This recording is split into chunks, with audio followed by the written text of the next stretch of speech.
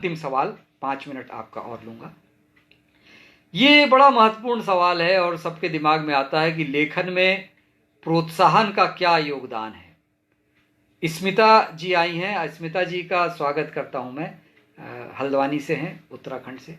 बसंत साव जी हैं, आपका भी स्वागत करता हूं। प्रोत्साहन, पुरस्कार या सम्मान केवल एक मानसिक स्थिति है। Award is only a mental status. हम सबको याद है कि जब हम बचपन में कोई अच्छा काम करते थे तो हमें शाबाशी मिलती थी, और कोई गलत काम करते थे तो हमें सजा मिलती थी। ये शाबाशी हमारे लिए प्रोत्साहन होती है, और सजा पनिशमेंट होती है। तो इन दोनों से कभी हम प्रोत्साहित होते हैं और कभी हतोत्साहित भी होते हैं। आप बचपन के उन दृश्यों को याद कीजिए जब आपने क्लास में कोई अच्छा काम किया था तो आपके शिक्षक ने आपको शाबाशी दी थी। हमारे जो शिक्षक थे ना, वो हमको खुश होकर एक चौक का टुकड़ा दे देते थे, या जो मैडम थी वो कोई फूल दे देती थी। अब चौक है या फूल है, ये बड़ी मामूली सी चीज़ है, लेकिन वो हमको टीचर ने दिया है तो उसका अलग महत्व है। हम अपने दोस्तों को बताते थे, देखो हमको हाफिज खां सर ने एक चौक दिया, या रॉय मैडम ने हमको ये एक फूल दिया। लेकिन हम उससे प्रोत्साहित होते हैं, अच्छी पढ़ाई करते हैं। जब मैं स्कूल में था तो छोटी मोटी प्रतियोगिताओं में भाग लिया करता था। मेरे साथ बहुत सारे मित्र हुआ करते थे, और आज भी मेरे कई मित्र हैं। हम लोग मिलते हैं तो उन दिनों को याद करते हैं, स्कूल के दिनों को।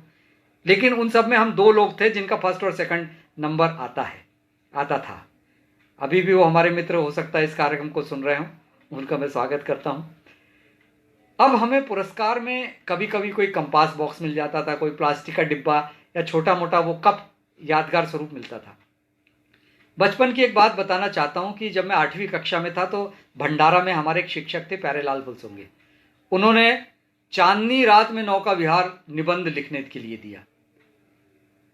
अब मैंने जबलपुर के भेड़ा घाट में, जहां संगमरमर की चट्टानें हैं, वहां चांदनी रात में नौका विहार का वर्णन किया।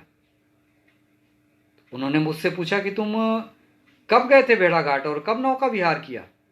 मैंने कहा, सर मैं भेड़ा घाट तो गया था बचपन में, जब मैं 5वीं क्लास में था, लेकिन मैंने नौका विहार नहीं किया। तो उन्होंने कहा कि फिर ये तुमने निबंध कैसे लिखा। मैंने कहा, सर ये सब मैंने कल्पना से लिखा है। उन्होंने मेरी पीठ थपथपाई और कहा, तुम बड़े होकर लेखक बनोगे। मित्रों, वह मेरे जीवन का पहला पुरस्कार था, और उस पुरस्कार से बड़ा कोई पुरस्कार मुझे आज तक नहीं मिला। चलिए अब इस पुरस्कार या सम्मान का एक टेक्निकल पक्ष आपके सामने रखना चाहता हूं। पुरस्कार या सम्मान क्या होता है? जब हम कोई अच्छा काम करते हैं तो हमें शाबाशी मिलती है, गलत काम करते हैं तो डांट पड़ती है या निंदा होती है, ये हमको मालूम है। अब देखिए, अगर हमारे शिक्षक या माता पिता हमें शाबाशी दे रहे हैं तो वो हमें कान से हम सुनते हैं, और वो आवाज़ जो है हमारे मस्तिष्क में इस तरह से प्रवेश करती है कि वो सबसे पहले यहाँ पर नीचे होता है कोर ब्रेन, पहली मंजिल पे।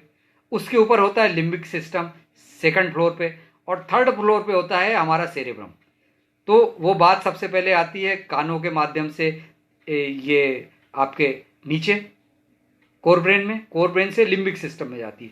लिम्बिक सिस्टम ये विभाजन करता है कि ये रिवार्ड है या पनिशमेंट है, मतलब पुरस्कार है या सजा है, और फिर वो उसको आपको ब्रेन में भेज देता है कि या तो रिवॉर्ड फंक्शन में भेजेगा या आपको पनिशमेंट फंक्शन में भेजेगा। तो ये जो 2 फंक्शन हैं, ये मस्तिष्क के उस हिस्से को प्रेरित करते हैं, दोनों मिलकर, पनिशमेंट और रिवॉर्ड, जो प्रेरणा वाला हिस्सा होता है, जहां पर प्रेरणा होती है। ये देखिए, ये साइंटिफिक बात आपको बता रहा हूं कि जब वो चाहे सजा हो या पुरस्कार हो, दोनों आपको प्रेरित करते हैं, और जब आप प्रेरित होकर अच्छा काम करते हैं या अच्छा लिखते हैं तब वो आपकी सजा भी पुरस्कार बन जाती है। लेकिन यहीं पर एक हतोत्साहित करने वाला दैत्य भी होता है, और एक दैत्य अहंकार का भी होता है। प्रोत्साहन एक देवता है, पुरस्कार एक देवता है, उसको आगे बढ़कर उससे लड़ना ही होता है। नहीं तो हम देखते हैं कि पुरस्कार या सम्मान पाकर बहुत सारे लोग फूलकर कुप्पा हो जाते हैं, कॉलर टाइट कर लेते हैं, और फिर उसके बाद वो उससे बेहतर लेखन नहीं कर पाते। वहीं पर कुछ लोग पुरस्कार न मिल पाने के कारण इतने निराश हो जाते हैं कि वो लिखना ही बंद कर देते हैं या उनकी लेखन की गुणवत्ता समाप्त हो जाती है।